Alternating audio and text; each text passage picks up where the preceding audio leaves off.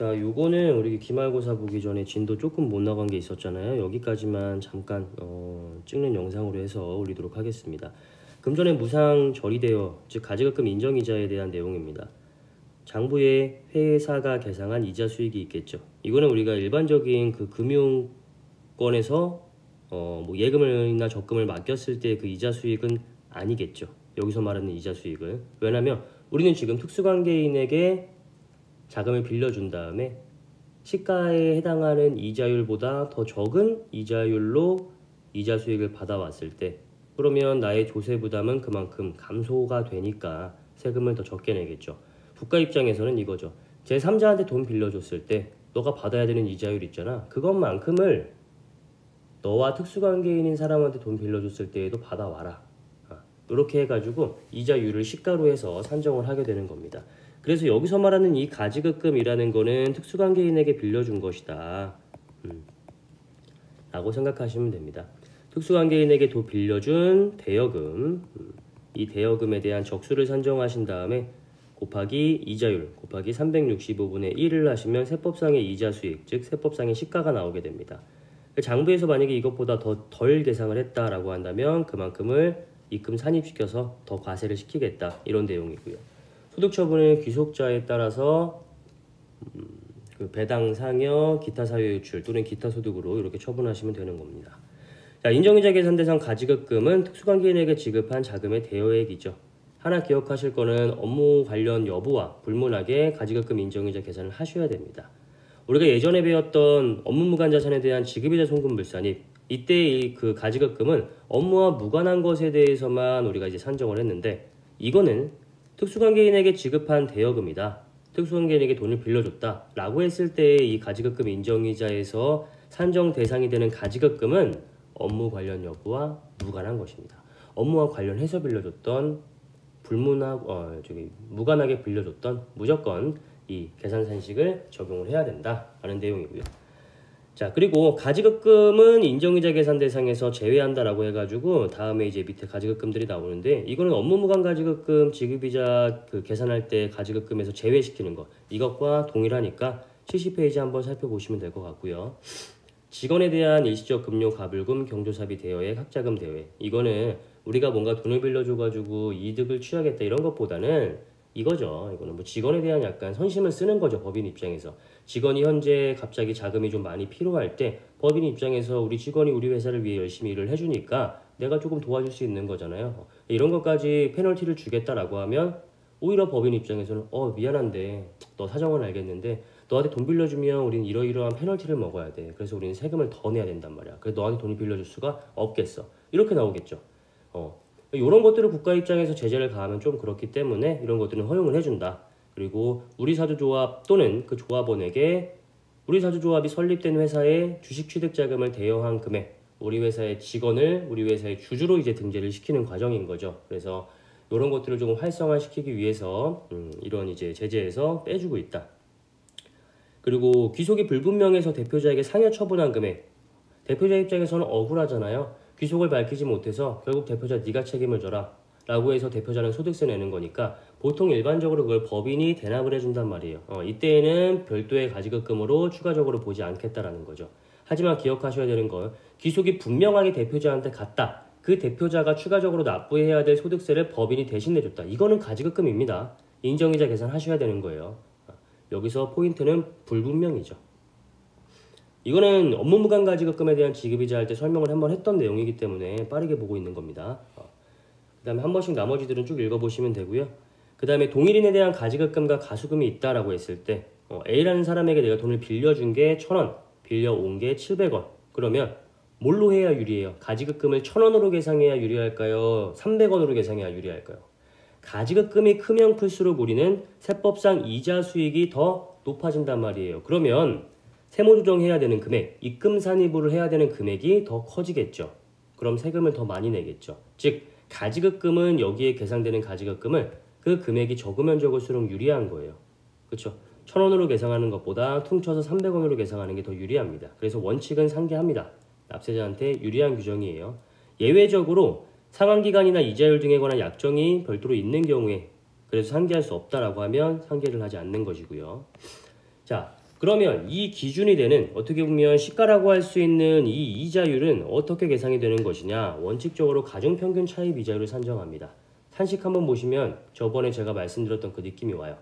대여 시점의 차입금 잔액 곱하기 차입 당시 이자율. 이게 뭐예요? 이자 비용입니다. 분모는. 대여 시점 차입금 잔액. 이거는 뭐 차입금이죠. 결국 차입금분의 이자 비용. 자, A라는 곳에서 내가 차입을 해왔어요. 5천만큼 차입을 해왔는데 이자율이 1%예요. 그래서 이자 비용이 50만큼 나갔어요.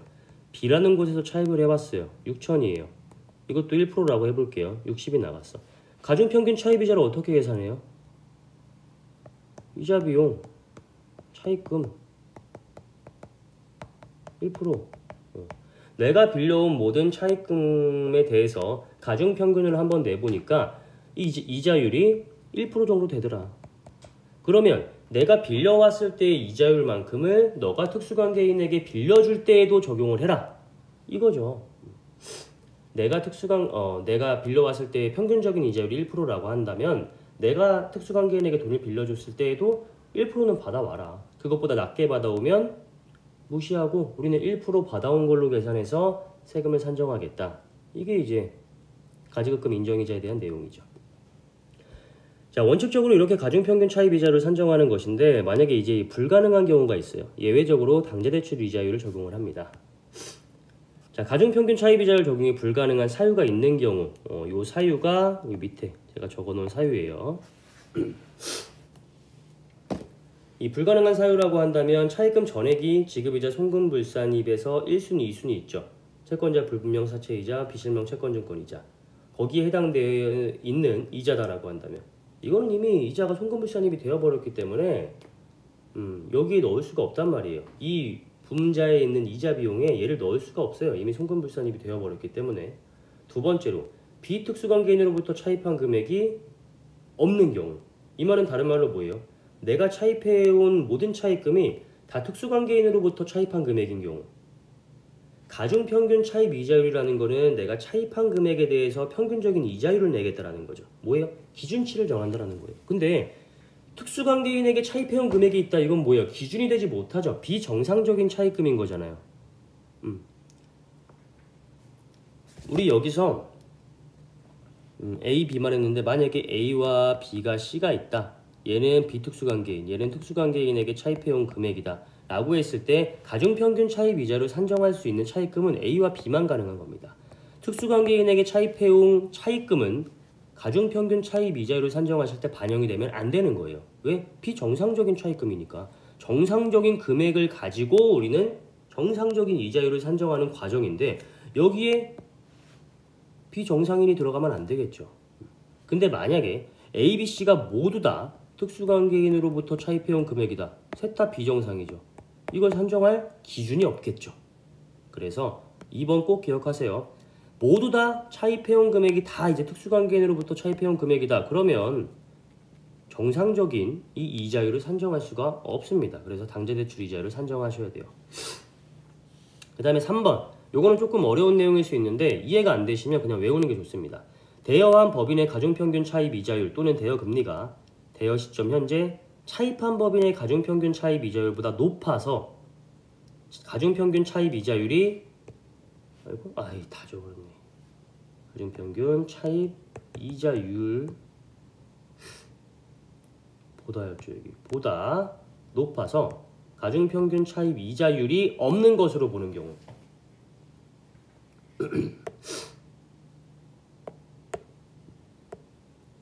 필기가 깔끔하지 않으니까 한 번 더 천천히 읽어드릴게요. 대여한 법인의 가중평균 차입 이자율 또는 뭐 굳이 하실 필요 없어요. 차입 이자율이 차입한 법인의 가중평균 차입 이자율보다 높다. 즉 여기 대여법인이 있고요. 여기 차입한 법인이 있을 거 아니에요. 대여법인의 가중평균 차입 이자율이 예를 들어서 뭐 7%예요.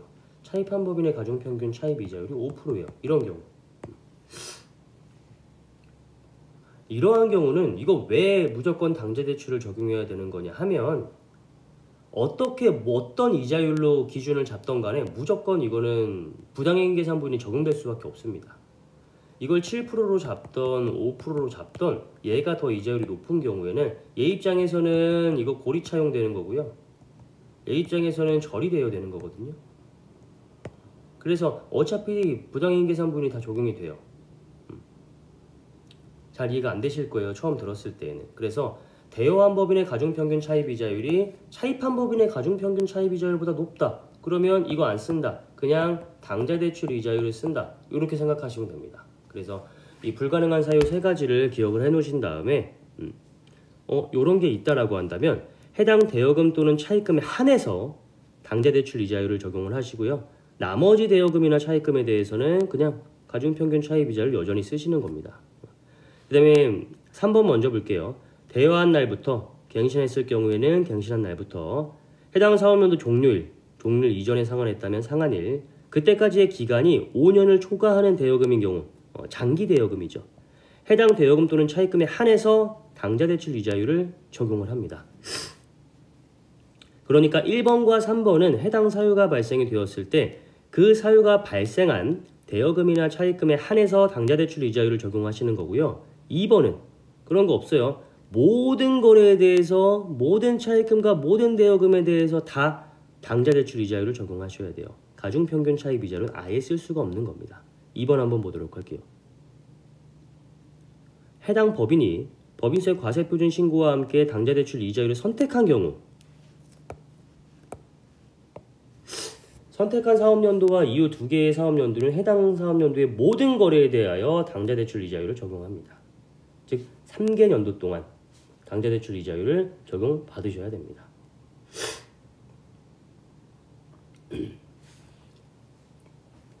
그러니까 우리가 나중에 이제 이 법인세 신고를 할 때 그 가지급금이 있다라고 했을 때, 즉 특수관계인에 대한 가지급금 인정이자 산정을 하게 되는데 이때 이제 인정이자 산정을 할 때 이 가중평균 차입이자율의 계산을 하기가 조금 어렵다, 복잡하다, 골라내기가 좀 번거롭다, 시간이 없다 라고 했을 때 그냥 무심결에 당좌대출 이자율을 선택하는 경우가 있습니다.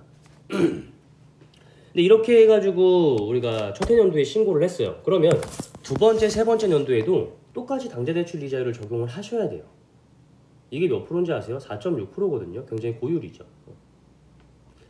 근데 첫 해년도 때는 세금이 별로 안 나와가지고 당좌대출 이자율을 적용했을 때 뭐 그렇게 차이가 안 났었는데 두 번째 연도, 세 번째 연도에 보니까 갑자기 이 인정이자 계산을 당좌대출 이자율로 하다 보니까 입금 산입해야 되는 금액이 엄청나게 커졌어요. 이랬을 때 고민을 하겠죠. 이거 당좌대출 말고 가중평균 차입 이자율을 한번 계산을 해볼까? 그러면 더 이자율이 낮아질 것 같은데 라고 일반적으로 생각을 할 거예요. 그랬을 때에도 둘째 연도와 셋째 연도 때에는 이 가중평균 차입 이자율을 적용할 수가 없습니다. 그래서 당좌대출 이자율에 대한 선택은요, 웬만하면 하시지 않는 것이 좋아요. 어쩔 수 없이 그 당좌대출 이자율을 적용해야 되는 경우를 제외하고는 1번과 3번의 경우가 있는 경우, 요 경우를 제외하고는 선택하시면 안 됩니다. 함부로 선택하시는 거 아니에요. 그리고 다른 사무실에서 이제 서류를 받아오잖아요. 만약에 서류를 받아왔는데 우리가 받아오기 전년도까지 당좌대출 이자율 적용이 끝났다. 그러면 우리가 받아와서 결산을 하는 그 시점에, 신고하는 시점의 그 과세기간에는, 사업연도에는 우리가 가중평균 차입이자를 쓸 수가 있는지를 한번 따져보셔야 돼요. 그동안의 결산서와 그 신고서들을 다 받아와서 예를 들어가지고 지금이 21년도예요. 만약에 제가 21년도에 이 서류를 받아왔다 했을 때 이걸 어떻게 점검하느냐? 18년도, 19년도, 20년도 이때 어떻게 선택했는지 봅니다. 그리고 17년도 그 이전 것도 다 보죠. 그래서 얘네가 3년 주기로 이렇게 계속 당좌대출 이자를 선택을 했고 2018년도에 보니까 또 당좌대출 이자를 선택을 해가지고 이렇게 3년을 적용받았어요. 그럼 내가 받아온 21년도에는 이 21년도에 대한 결산을 할 때에는 3년치 적용 끝났으니까 이때에는 가중평균 차입이자를 내가 선택을 할 수가 있단 말이에요. 그러면 당좌대출 이자를 적용하는 것보다 가중평균 차입이자를 적용하는 게 일반적으로 훨씬 더 인정이자 금액이 적습니다. 그러면 나는 받아오자마자 세금을 바로 세이브 시켜줄 수가 있겠죠. 그러면 우리 사무실은 더 신뢰를 얻게 될 거고요. 그런 거 당연히 체크해 보셔야 됩니다. 근데 이거 3년치 판단하실 때 주의하셔야 돼요. 18, 19, 20만 보고 당자니까 이거 괜찮겠네 하고 바로 적용하시면 안 되죠. 왜냐면 16, 17, 18 이렇게 끊어질 수도 있는 거잖아요. 그래서 이전에 언제부터 적용해가지고 어떻게 흘러 들어왔는지는 반드시 판단해 보셔야 됩니다. 자, 그 다음에 대여 시점의 차입금 잔액은 자금 대여 시점별로 계산을 하시는 거고요.